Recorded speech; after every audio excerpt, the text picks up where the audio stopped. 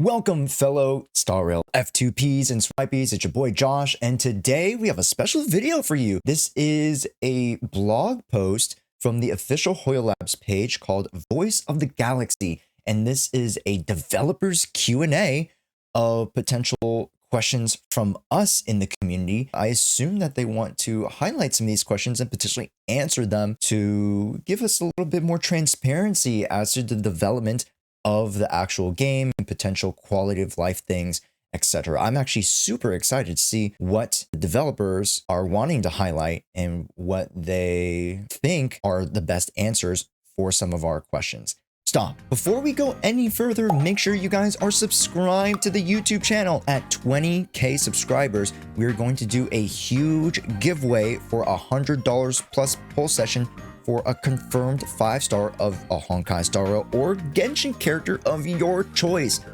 But this competition is not necessarily free up for grabs because you YouTube frogs are competing against TikTok. Whoever gets to 20K follows or subscribers first will get the honors of having this giveaway. So make sure you're subscribed to the channel, and I'll share this video as well while you're at it. First, it starts with a greeting. Greeting, Trailblazers. This is Pom Pom. It's been a while since the Astral Express's departure. How are things going for everyone's trailblazing expeditions? The crew has received a lot of feedback from Trailblazers as we operate the Express. Now, allow Pom Pom to answer these questions on behalf of the crew. Voice of the Galaxy, the developer's radio or the developer's Q&A blog post. Let's get right into it.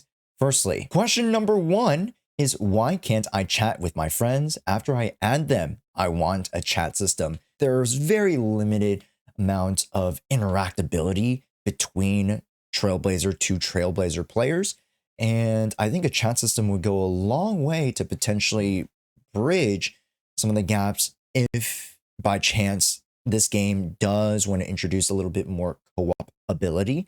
And let's see. The chat system will be implemented in version 1.1. By then, everyone will be getting to chat with their friends in-game. Perfect. 1.1, just another 3 weeks away, and I assume there are going to be some bugs here and there, but should be relatively simple. You can just migrate Genshin's chat system over, and hopefully there are going to be stickers in the chat system that are available. I'm actually excited to see what a Honkai Star Rail chat system looks like. Zila's ultimate has too many flashy effects. It hurts my eyes after seeing it a lot of times. Can it be optimized? I'll be honest, I've actually had a multitude of Honkai Star Rail lengthy sessions where seeing Zila's ult, I literally had to like look away or close my eyes, and still the flashing lights would just blind me. It would just be like a flashbang almost. I'm glad that a lot of people are having the same experience so that I'm not just an old man. But let's see here. After receiving feedback from Trailblazers about this issue, the crew is actively working on finding the best solution to optimize this. We plan to add the relevant options into the game settings for Trailblazers to personalize this parameter. As the feature requires extra development and testing, it will not be available in version 1.1. That's perfectly fine. I understand there's a lot of other things in development already, so to just add this to the huge bucket list that they already have, that's understandable. Hopefully 1.2 or 1.3. We'll strive to implement it as soon as possible in a future version. Please follow official notifications for further details. Next, it is so difficult to find monsters that drop character ascension materials on the world map. Is it possible to mark them on the map? Ooh, so a map marking system. I understand. I actually think that would be a great customization option for the map. I understand why they don't have that initially. Just because, you know, most of the resources you don't generally just farm in the overworld. But for the smaller materials, I can understand if people are trying to min-max, they really want to go for, you know, those character ascension materials. I can understand why people would want a customizable map, very much like Genshin, and or a system that allows you to find or mark overworld mobs for you to chase after. But that, again, is more of like an open world customization feature, quality of life, that necessarily isn't really seen in turn-based strategy games. No problem. In version 1.1, the Trailblazers can click on sources to see the location of the corresponding enemies on the map. Okay, so very much like Genshin, we are going to be getting a tracking system which we can access through the Sources tab. I love it. Great. In the Xianzuo storyline, the content related to Sanctus Medicus seemed really abrupt and forced. Wow, I didn't think they'd be focusing on a story-related issue. I think the Sanctus Medicus was sort of an aside to like a larger plot. After assessing feedback from Trailblazers, the crew has decided that the current placement of the Sanctus Medicus missions in the story will negatively impact the overall narrative experience. Really? Therefore, in the future update, the crew will adjust the quest structure and alter all Trailblaze missions related to Sanctus Medicus into adventure missions. Trailblazers will be able to freely explore and complete these missions. So they're making it an adventure mission, like an aside, like a world mission, instead of including it within the actual Archon or Trailblazing quests.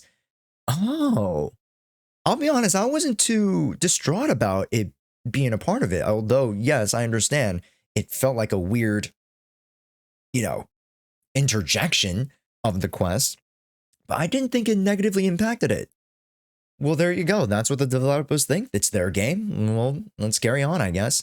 And it allows us to go through the story a little bit faster, which, I mean, if you are actively playing the game, most likely by this point you have already finished the story up until the current storyline. So I'm not terribly sure. Leave it in the comments if you guys thought the Sanctus Medicus was a bad portion of the story. Why do all the characters have the same expressions in camera mode? Can we mix it up a bit? Each character should have a unique facial expression option that fits their personality.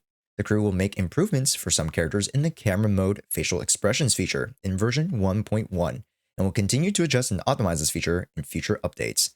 So keep an eye out for these updates, Trailblazers. Okay.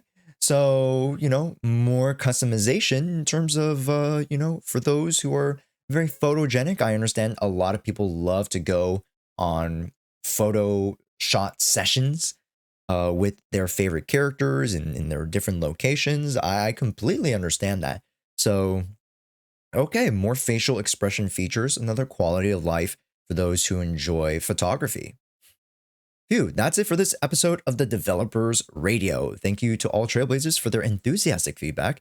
If you have any questions or comments, be sure to let the conductor know. All right, then, see you in the next episode of The Voice of the Galaxy. Okay, so that is going to wrap up the Developers Q&A. I thought half of them actually addressed really relevant questions. And then there are some others that were a little bit more fluffy, and I didn't really see the story being, something that people were wanting to change. So I'm actually very intrigued on what they were able to highlight here in this first Q&A session. But overall, I thought it was relatively solid. They answered some great questions, and it seems like we have a timeline for a lot of these questions. So that's very, very good from a developer to community relationship standpoint. I like that. In terms of developer Q&A questions that I wish personally that they would go over, there are some optimizations. I think, firstly, this is a complete aside, but my gripe with the combat systems turn table that appears on the top left of the screen, to me, I feel like could be a little bit more optimized, and some of the buffs, debuffs, descriptions could be a little bit more easily accessible. So let's say you're buffed or debuffed, you can't necessarily hover over the icon and see, oh, this is my specific buff or debuff from this particular character. How many turns does it have? You have to go to like a separate menu. I'm not too sure if they address that, but me personally, that would bring a lot of ease of access in terms of actually playing through the combat.